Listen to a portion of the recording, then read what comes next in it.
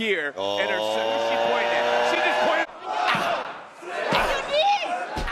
Hey guys, we're here to talk about the NXT After Stand Deliver. We're going to talk about what happened here and how after Stand Deliver is over, we're going to kick off a new thing for NXT because they do have Battleground and whatever PLE's coming up afterwards, only here at the Red Carpet Ring.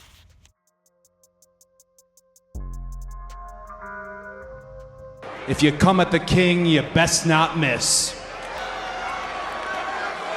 Acknowledge us. Hey guys, we're here at the Red Carpet Ring. We'll talk about WWE NXT After Stand Deliver. We're going to talk about what happened on this episode. We'll talk about also bonus round, how to book Stephanie Walker as we get a triple threat start between Stephanie, Julia, and Jordan Grace. Tune into the Red Carpet Ring. Get the likes up because we about to go in on this one. And we will also go over the ratings and everything else. But let's tune in. All right, the first match of the night to kick it off, we had Liv Morgan and Raquel, the newly formed WWE Women's Tag Team Champion, the fourth time ever. They defended the championships against Gigi, Dolin, and Tatum Paxley as they became number one contenders. This was a good start out. I will say Gigi, Dolin, and Tatum Paxley, they got a good thing going. They also got good chemistry and everything else for that matter. But they did put in work, they tried everything they could. It was some good spots in the matches. They definitely kept up the pace very well. I will say that. But, it's going to be hard. It's hard to beat a team like Liv and Raquel. These women, they definitely put in the work that they have to. They definitely shine like no other. But I will say that Liv Morgan and Raquel are getting better and better as a tag team. And I will also say, too, that they kept everything going. But at the end of the day, it was Liv and Raquel that was able to retain the Women's Tag Team Champions. They did it down in fashion. Later on, we did see them also teasing a feud between Sol Ruca and Zarya. So we're going to see if that's going to be the next team that they're going to defend the belts against. But that was a teaser there.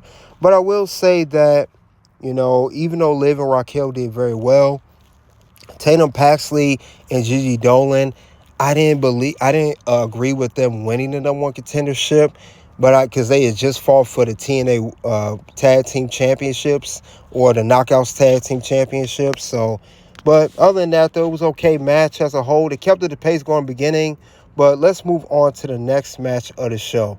Now, the next match of the show that happened was, all right, we got the next match here. We got Lexis King defend his NXT Heritage Cup. Now, it was a surprise who would his opponent be.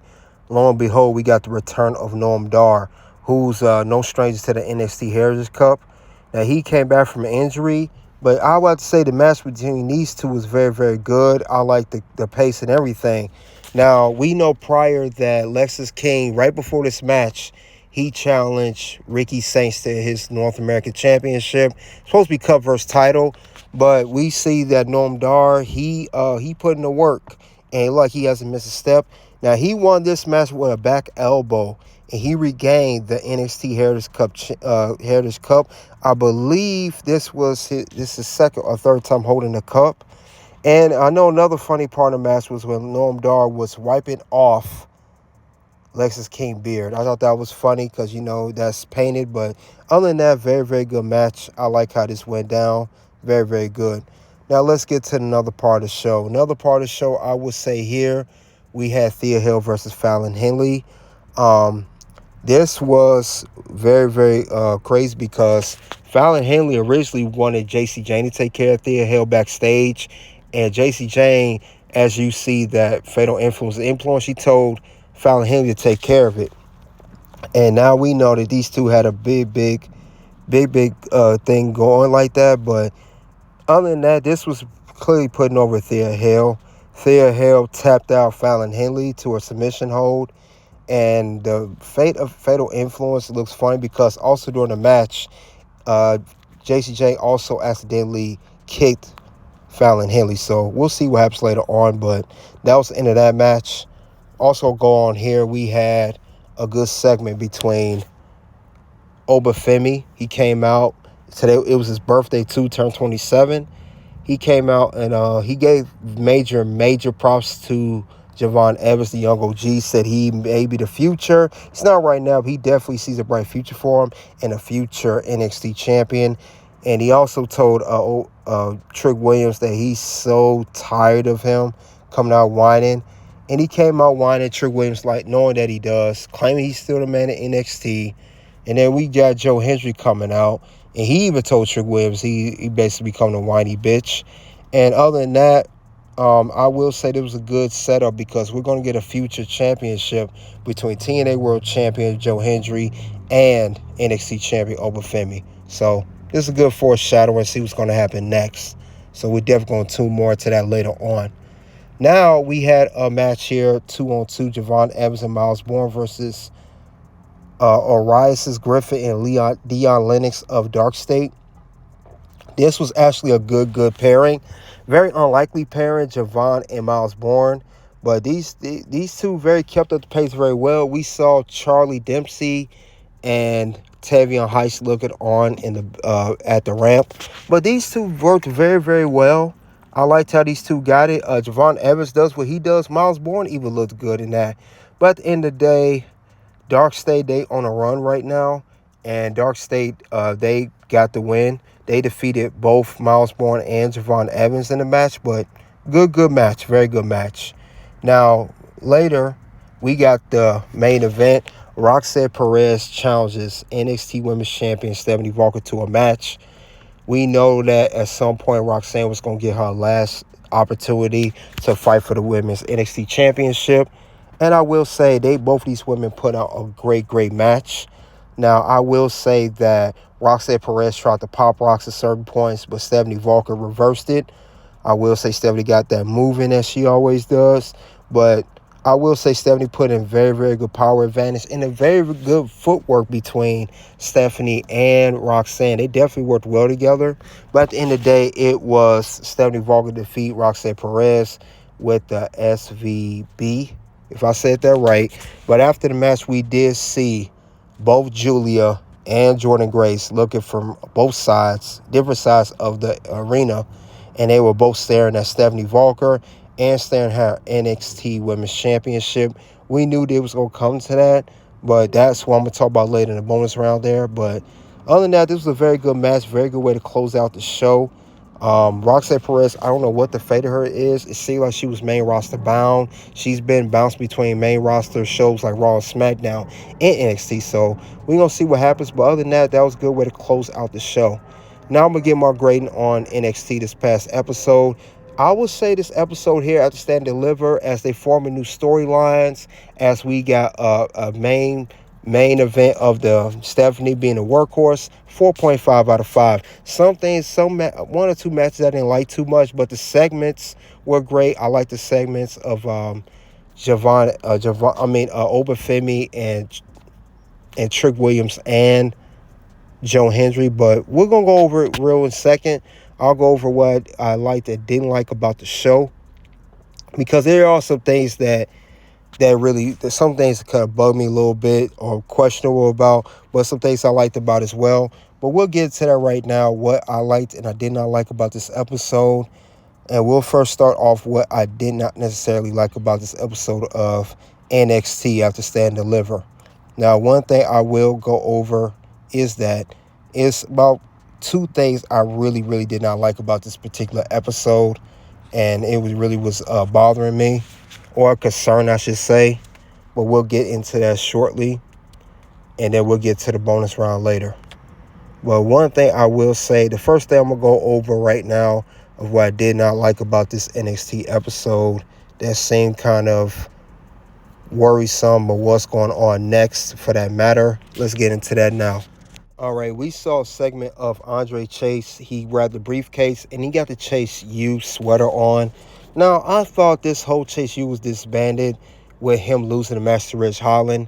I like Chase U and all. I thought it was a great gimmick, but why are they bringing this back? Because Thea Hill has moved on. We see that Riley Osborne is on Evolve, and Ridge Holland turned on them. I don't know what else more could do, so I'm not a fan of this. I did not like this whole Chase U coming back.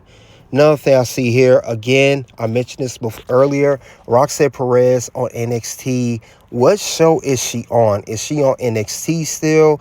Is she on the main roster? Is she on Raw or SmackDown? It seemed like WWE does not know what to do with Roxanne Perez. They don't have no angle of what they're going to do with her.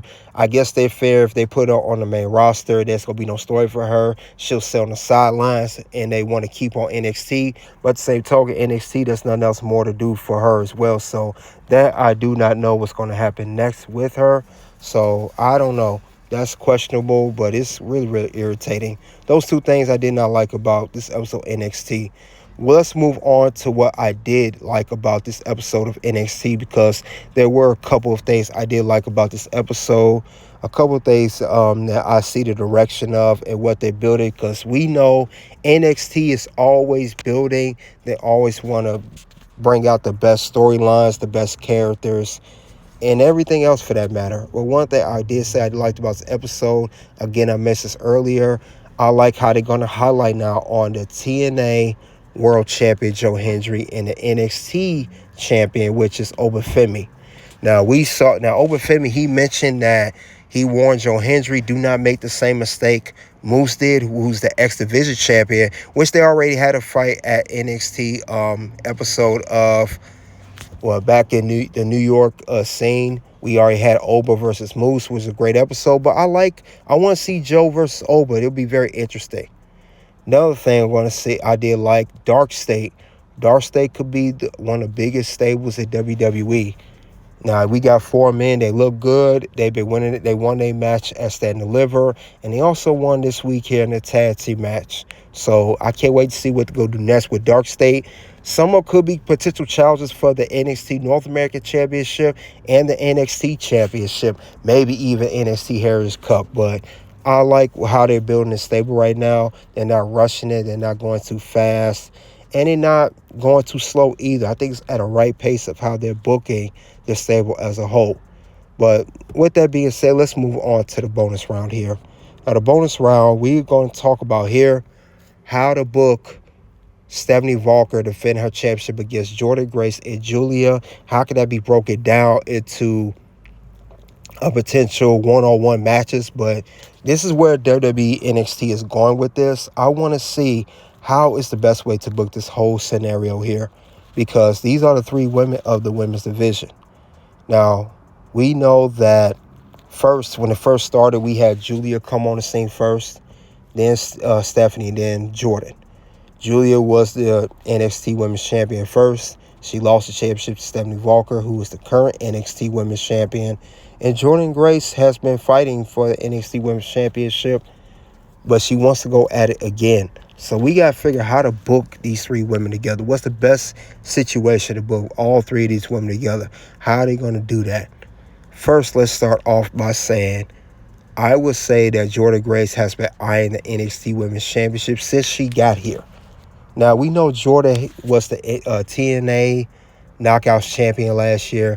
We know she has fought for the championship while she was a TNA once against Roxanne Perez, former NXT Women's Champion, and she also just recently fought for this title at NXT Stand and Deliver in a 4-way match. My issue with Jordan is Jordan has not really built any feuds to fight for the championship again. And also with Jordan, she has not held the NXT Women's Championship. So I think it's a little too premature to have her fight for this championship again. But that seems like that's where it's going. She's going to be a part of a triple threat. Now, since it's going to be a triple threat, the way I will book it, have it start off at the next PLE for NXT. That's going to be Battleground. Battleground this year is going to be in Tampa. We're going to have it in May, and it's going to be Memorial Day weekend. Now, if you guys don't know, last year, NXT Battleground always runs simultaneously with AEW's Double or Nothing. They tend to do that program a lot, and they're going to do it again this year. But if they really want to, up the ante and try to outshine AEW Double or Nothing, this is how you do it. You're going to have a triple threat match. You're going to have Stephanie defend the championship against both Julia and Jordan Grace. And we got size and power from Jordan. We got good, strong style from Julia. And, of course, Stephanie, a combination of both. She got a little power and she got strong style as well. Now, the way I would book it is Stephanie is going to retain her championship, but have Jordan Grace be pinned, so get her out of the mix. Now, another PLE I will have her defend later. It's going to be NXT Heatwave. I don't know if they're going to do it this year, but if they were to do it this year, normally Heatwave is in July. It's around the Money in the Bank time. Hopefully they do that. I know Worlds Collide is a little around Money in the Bank, so maybe Heatwave will be a little after July, maybe a TV special for CW. But the way I will book this here of NXT Heatwave, I would have Stephanie Walker defend the championship, this time one-on-one versus Julia, because Julia needs her proper one-on-one rematch. You know, we know that Julia was champion. She has not been the same since she lost the championship at Roadblock. And she's been out, and she's a heel now. So we get heel Julia versus face Stephanie, and they're going to go into a good battle. And I could even see Julia getting very, very close to defeating Stephanie Walker for this championship. It doesn't necessarily mean that Julia has to win, or it could be maybe a double submission. It could be a draw. But I would like to see a series of matches between these two, and that's how we'll book Heatwave. Either Stephanie barely beats Julia, or Julia somehow gets close, but is somehow a controversy loss. But other than that, though, that's all I have for how to book Stephanie Walker, a triple threat, how to book her couple PLEs of the NXT Women's Championship. And of course, we talk about WWE NXT Stand Deliver. You guys let me know what you think. Check out the content here at Red Carpet Rain. Until then, guys, you already know what it is at this point. It's OUT.